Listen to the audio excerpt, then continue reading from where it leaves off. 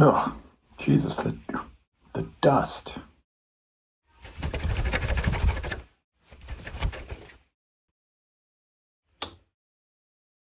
I call this infrastructure. It ain't pretty, but it works. And it's all set up now. Hey there, welcome to Synth Seeker. My name's Luke. Welcome to Music Making Diary number 7. It's been a wild week. Changed a lot of things around. So we've been working on this piece. You can go watch the previous diaries for all the details on that. I'm not going to rehash it. As you saw at the beginning of this video, I've got a few clips of little hints of what was going on. Trying to be a little goofy, but I have been working on this project primarily in the box. It's been, virtual instruments and working in the DAW. I'm going to continue to work in the DAW. That's fine. All the MIDI's there. That's what I expect. But the EP I did last summer in this style was entirely in the box. And I am a synth collector. We seek synths here, right?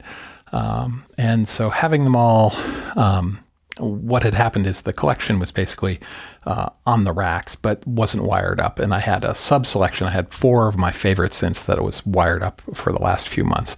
And I've been using those. But I wasn't using them for producing this particular piece of music. People gave me some feedback and I was feeling a little weird. I was like, I like the prog style, but I really want to move into I like the Berlin school space too. And I wanted to get more synthy sort of stuff going on. Having a Rhodes piano and a Rickenbacker bass, regardless of whether they're sampled or not, is fine. And I love those tones and I'm happy with the EP and I like where this track's going. But I want it to be, I want to take it in a different direction. We're going to go more synthy. So I had said I might be changing the orchestration of the song around, changing some instruments out. And I think I'm going to do that very dramatically. So what I've spent the last week doing is rebuilding the studio, reconnecting every synth so that everything can be accessed in real time, immediately, all the time. There was some concern from a friend saying, what's the amperage on your house? Because you have a lot of stuff there. It's going to draw a lot. I'm happy to say that I can turn everything on and it doesn't blow any circuits. But what I wanted to talk about very briefly today was some of the prep work done to do this, right? At the end of this video, I'll show you some ideas that I'm doing with the song, just playing around with sounds. But in order to get there, I had to rewire everything, get it all up, run all the MIDI, all the audio, all the power, all the signaling. And that's here. And once you get that up and coming into your DAW or your mixer or whatever you're using, however you record your music, one thing that takes me a solid day is gain staging.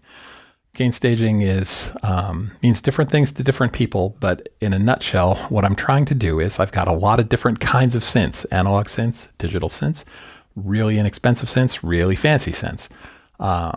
And they all behave differently, and they all output different levels, and they all have different noise floors. And what I'm trying to do is sort of deliver the music that is the way I want it to sound, which is as clean as possible with as little hiss or noise or hum or all that malarkey. And to that end, I try to set up each synth and configure both the synths and the interface into the DAW in such a way that everybody's about the same level.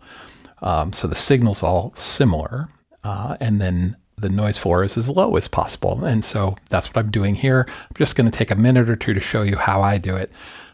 This is a home studio, not a pro setup. If you're a pro studio, they're very precise and they measure things very rigorously because they've got people who pay them a lot of money to deal with it. But if you're working at home, much like the latency thing I ranted about in a previous video, you don't have to stress about it. Unless you really want to, if you're really into it, fine, spend as much time as you want. But this is sort of Synth Seeker's quick and dirty gain staging tips and techniques, okay? So what I do is I go to every synth and I set it up within a init patch so that every synth is playing more or less a bare sawtooth wave with no filtering, no modulation, single oscillator, no effects, all right? And I feed that in and we all use the same note. It's A440. If you like A432, go watch Adam Neely's video about A432. There's a couple of them. You'll get my my opinion of that.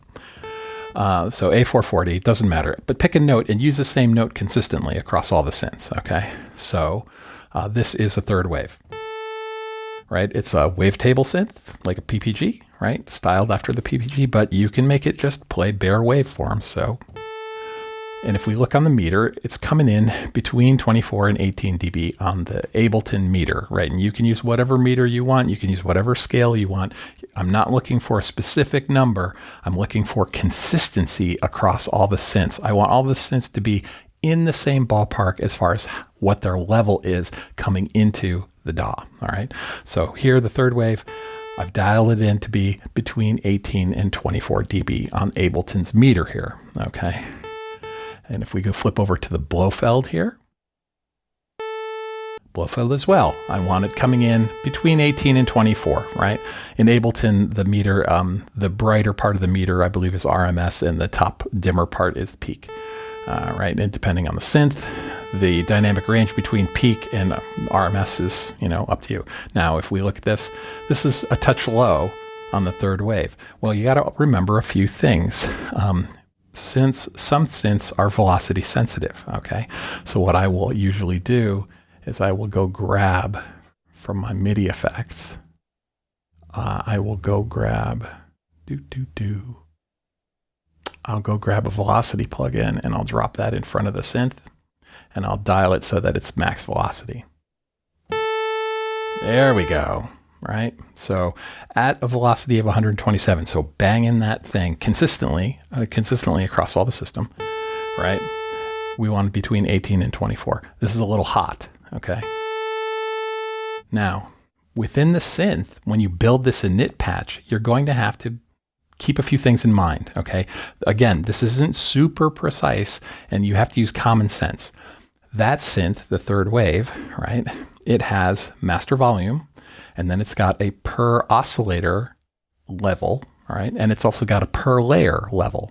So what I generally do is I want a high signal to noise ratio. I want the sound coming out of the synth to be as loud as it can be, as far enough away from the noise floor, the hiss of the electronics, okay? If you turn everything up, if you turn your gain up on your interface up high enough, you'll hear the hiss come in, right? And that comes from the synth and from the things between the synth and the interface itself.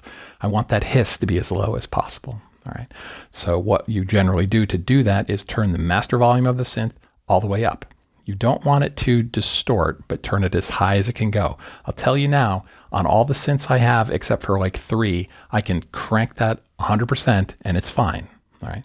Then within the synth, I set the layer volume for the layer to be as high as possible. And then for the oscillator, I read the manual. And for the third wave, there are 3 oscillators per layer. And it says in the manual, when you turn the level up on each oscillator, it will overdrive.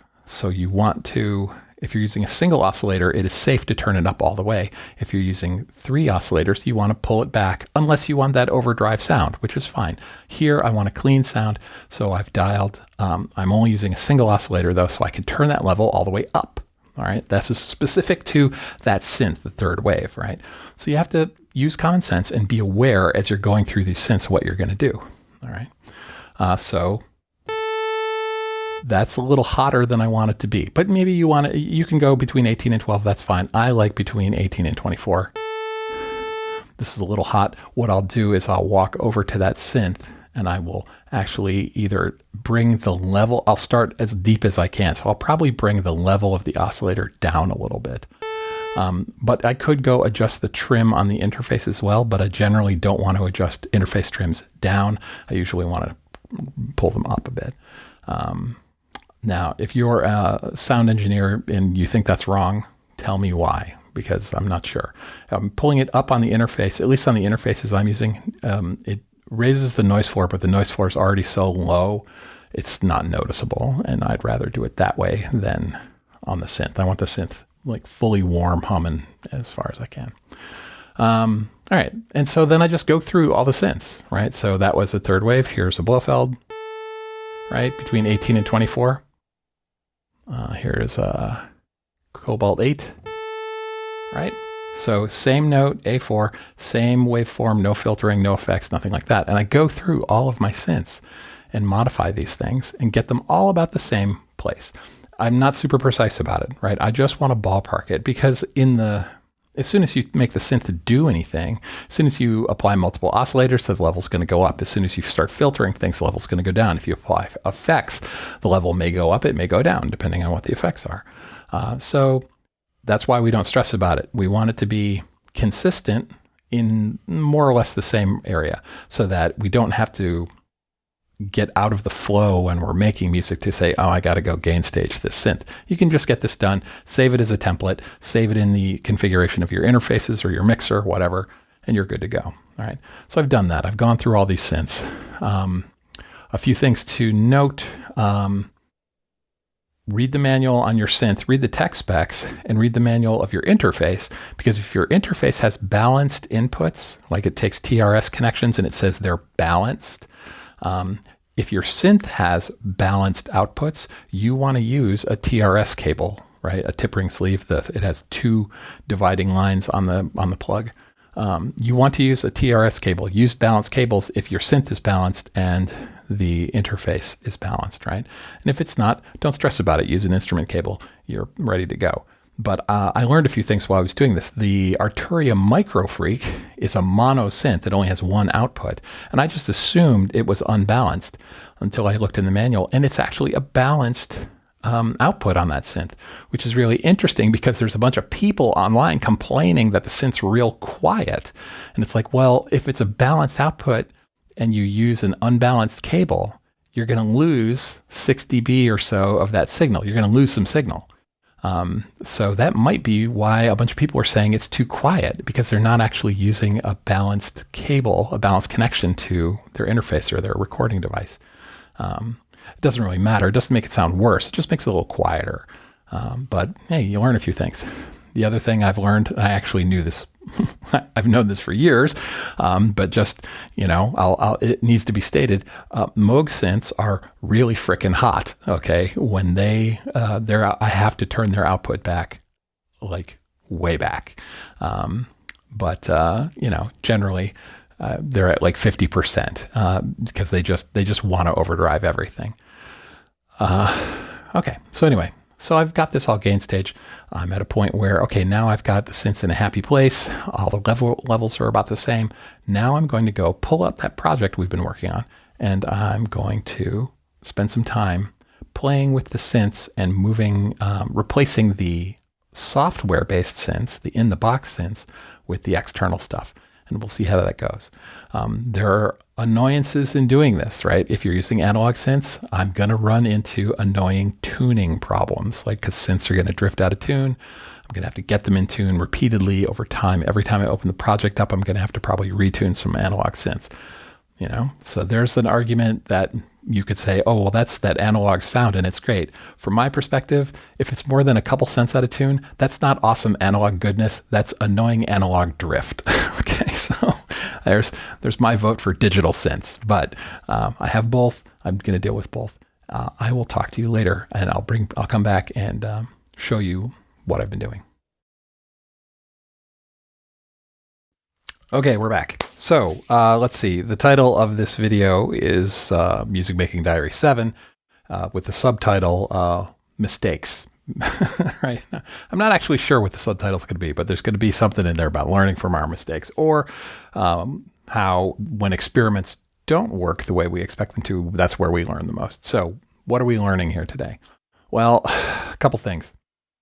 So the process that I've got here, where I noodle, I extract, I turn those into sections, I apply, some detail, start adding detail, filling them out a little bit, get them arranged into a song, write that story behind it, sort of start outlining that, add some rhythm, and then go in and do whatever.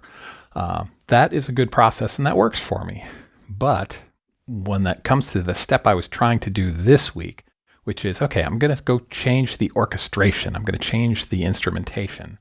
I made a mistake, or at least something that is frustrating me. And what that is I have been listening to the VSTs on this track so long that the inertia of them being there, they are ingrained in my mind. I like what I've got there. And when I go to replace them with hardware or any other instrument, I don't like it. I'm frustrated. So I've been trying to move some hardware synths into the positions where these VSTs were, and I'm just not happy with it. And what it has to do with is, I think I want to move. I want to start changing my orchestration a little bit earlier, right? Or if I'm going to be making changes, starting earlier, or commit to the instrumentation as soon as I start adding detail to it. At the beginning, when we were noodling, that's fine. That's, the sounds we use there are inspiring. And when we're extracting parts to get, harmonies and melodies and the chord progressions where we're going to go, I think that's fine. But I think as we go forward with the songs in this album, I'm going to start doing instrumentation changes at that point before I actually do song structure, before I start doing arrangement of the sort of progression of the song. Because what I'm having here is the pieces that I've got, the performances I've captured. The performances, when you're playing a particular instrument or a patch, right? You're playing the piano, you're playing a grid. When the patch influences your playing, right? When a patch has a little slow attack, you inherently play a little early, right? To have those attacks rise on the beat as needed. Or, your tail, you don't, if something's really staccato and you're pulling your hands off the grid or the keys sooner to let things, cut off sooner and then ring out and you can hear that ambience of the reverb or whatever effects you've got going on. What I'm discovering here is I can insert a new synth, a new instrument, VST or hardware, but I'm trying to do it with hardware. When I insert a new instrument here, the sound I'm placing over to replace the old VST that was in there is close, but it's not the same. And that's what I wanted. I wanted it to be similar in spirit, but a different sound. And I'm finding that intensely frustrating because my mind has already latched onto the original sounds I did with that. So let me show you here. So here is the chroma voice. Let's do this. Let's drop it. Let's drop that an octave, shall we? Because I don't want to shift down the keyboard. Okay, so this is that chroma voice. This is out of Omnisphere.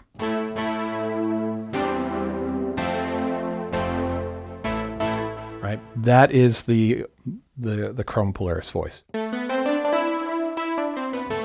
And I'm attempting to replace that with something similar on the Summit. Similar, but different. So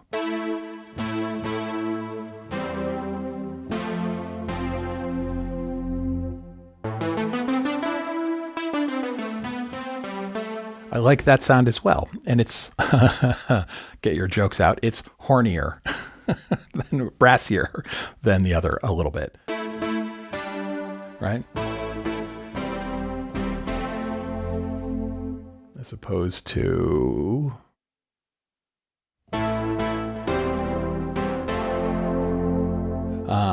it's a little thin. The other one's a little thinner. This one's got feelings. It's leaning more towards a keys thing than a brass thing. The other one's definitely brassier. And I can tweak that sound and things like that. But when I put it into when I play the clips through here, so what I'm going to do is I'm going to play the opening of the song, and every bar, it's going to flip. Every 2 bars, it'll flip back and forth between these two sounds. I think they both sound good, but I am emotionally attached to the Omnisphere, to the Chroma Polaris sound, as opposed to the Summit sound. So here, listen to this.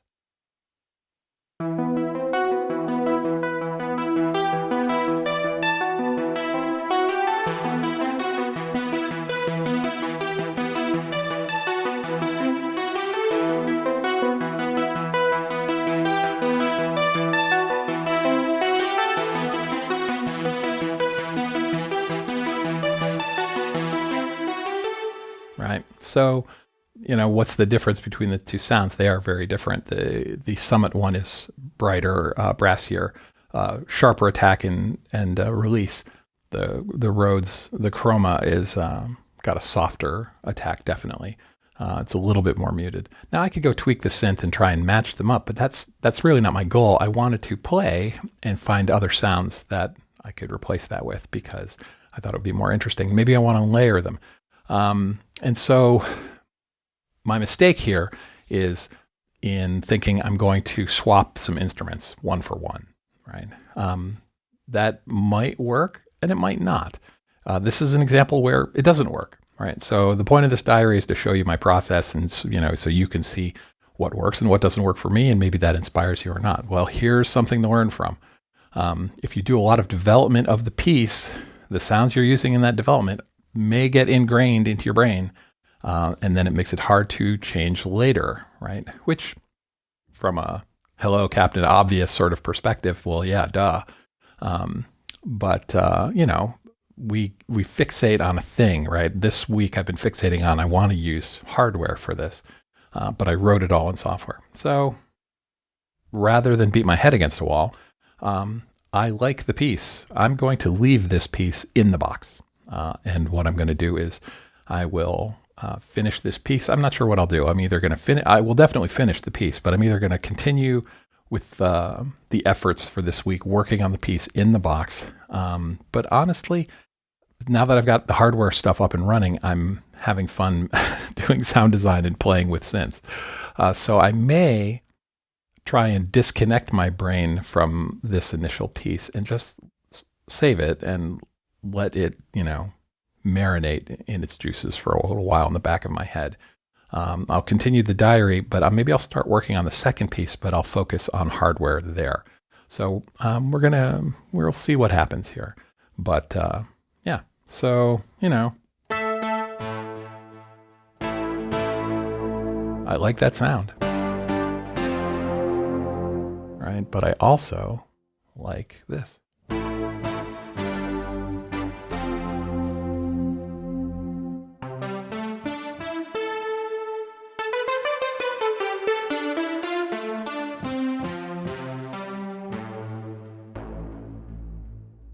All right. So there's that. That was, I think this is good for the diary for this week. This is a lesson to be learned. It is definitely, be flexible in your process, right? And that's okay. But know that when you are, or at least certainly yes for me, maybe for you, know that the sounds and synths you're working with as you're developing a piece, the longer you elaborate on that piece, the tighter you're going to associate those phrases and those melodies with that particular timbre. And it may be difficult to switch out later, okay? Which really makes it amazing when you see professional orchestrators, right? Because they'll take something that was purely written on piano and they're just like, okay, I'm going to now blow this out into a full orchestration for orchestra with, 18 parts or whatever. I don't know how they do it. I guess they're not married to the piano arrangement originally because they didn't write it. That's why they're hired as an orchestrator for the composer. So maybe that's what I need to do. I'll hire an orchestrator, which I cannot do because they're very expensive.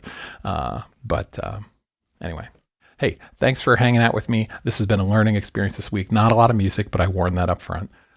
We will have more musical examples and output in the next diary. But thanks for spending time with me. And as always, you've been watching Synth Seeker. Have a great week.